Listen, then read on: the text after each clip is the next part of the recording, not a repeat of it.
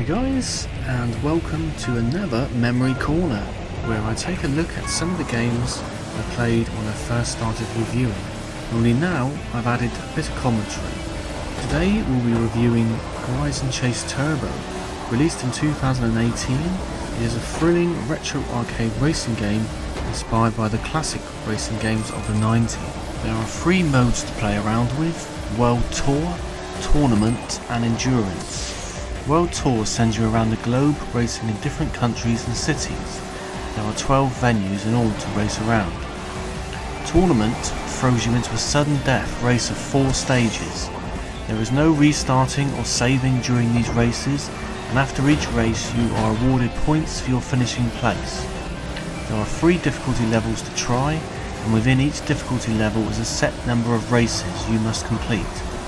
If you finish first in every race, then you can unlock the next level. Endurance mode asks you to choose one car with no upgrades and then race a series of events in either small, medium or large distances. You need to finish in the top 5 to progress onto the next track. In World Tour, each stage has 3 venues, and within each venue is 3 legs. Therefore, you need to complete 9 races before you move on to the next stage. You move on by accumulating enough points to unlock the next stage. You always start every race at the back of the field. There are 20 cars of varying ability. Once you progress a bit through the game and start earning points, you will be rewarded with new cars.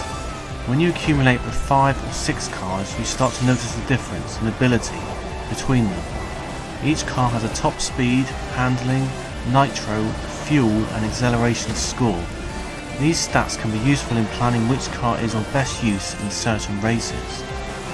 There isn't too much strategy involved, but you will find yourself in times of trouble trying different cars to finish a particular stubborn track. In certain stages around the globe there are upgrade races. If you finish first in these races, then you have the option of choosing between 3 different upgrades. Once you choose the upgrade, it is applied to all of your existing cars. You start each race with 3 nitro boosts. These provide a short burst of speed perfect for passing cars on a long straight. On certain tracks you will find nitro boosts laid out on the track for you to pick up and add to your total. Along with nitro boosts you can pick up fuel cans and coins. You start each race with a full tank of fuel. As you race around, your fuel level drops. In longer races you can run out of fuel before the end of the race, and therefore you will need to pick up fuel cans which are scattered around the track. They are usually in awkward spots to collect, so it is always advisable to make a mental note of where they are before you need them. It doesn't take long between the fuel alarm sounding and your car running out of fuel. This can be quite frustrating at times. It becomes a frantic panic looking for fuel cells before your car slows down and eventually comes to a grinding halt. Collecting coins is important if you want to receive a Super Cup. To earn a Super Cup you need to finish first and collect all the coins on the track. Again, the coins can be in the most difficult of places, not on the natural racing line, and quite often on sharp bends or hidden behind hills. It can be quite challenging to get all the coins and finish in first position. The coins are always in the same place however, so a few tries and a good memory usually means you will eventually achieve your Super Cup. Of course, you don't have to collect the coins. Finishing in the top 3 will be enough to unlock the next leg of the 9 legs. After the race you are rewarded with points. Finishing in the top 3 earns you points, with a higher position earning more points. You can also get extra points for collecting the 15 coins on track. On top of that you get extra points for finishing the race with fuel cells. All these points are accumulated, and as you reach a certain point level a new stage of the tour is unlocked. If you navigate around the globe you can see the stages and how many points are required to unlock them. There is also a tournament mode with 3 levels of difficulty, an endurance mode and a local multiplayer option where you can race with 3 other friends in a split screen. The handling of the car is excellent. Each car has a different feel. Cars with a greater handling score do seem to have more grip on the track. The cars with a greater speed do genuinely feel and sound quicker. The rival cars have a small amount of intelligence. They will move into your path to block you if they detect you trying to pass them. Quite often they will try and ram you off the track if you are side by side. The tracks are very varied. and all have their own personalities depending on what part of the world they are in. Bold, colourful backgrounds give it a retro feel, but the definition and variety of the cars and landscapes elevate it to modern standards. The track design is excellent, with hills, tight corners and off-road elements all adding to the excitement of the racing. The track widens and narrows in places, aiding or hindering overtaking opportunities, and tight corners are hidden behind hills ready to surprise you. Weather conditions look amazing. Expect blistering snow, torrential rain and lightning.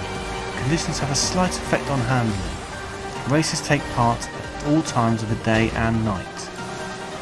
Cornering is the greatest challenge. Some tracks you can complete without a crash on the first try, but other tracks can prove more difficult. They might need a few tries to win after you remember where the tight corners are located. Sliding around the sharpest corner is satisfying, although nearly impossible to overtake on. You'll find yourself bumping into cars on bends, even when you are trying your hardest not to. A collision with a car will either project you backwards and cost you speed, or to the side if you bump a car when level.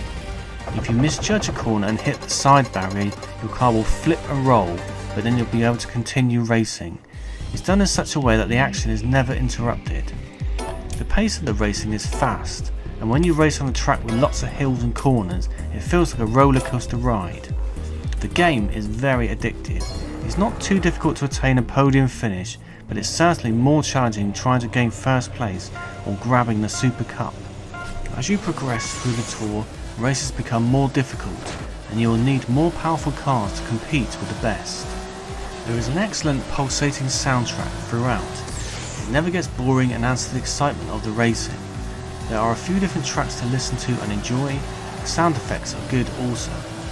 Each car has a different engine noise that you can just about hear above the music, and there are different noises for collecting objects. The car noises are satisfying as you screech around corners, and you are rewarded with a nice tune when you finish on the podium. The graphics have a cartoon style which intensifies the feeling of nostalgia, but it is still pretty and detailed. Each part of the world contains the iconic landscapes and landmarks the country or city is famous for. It's certainly a bold and bright place to race, although this can become irritating over long periods of time.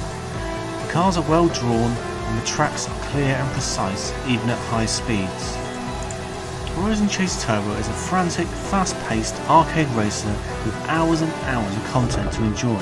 If you enjoy arcade races, then I urge you to try this one out. You won't regret it.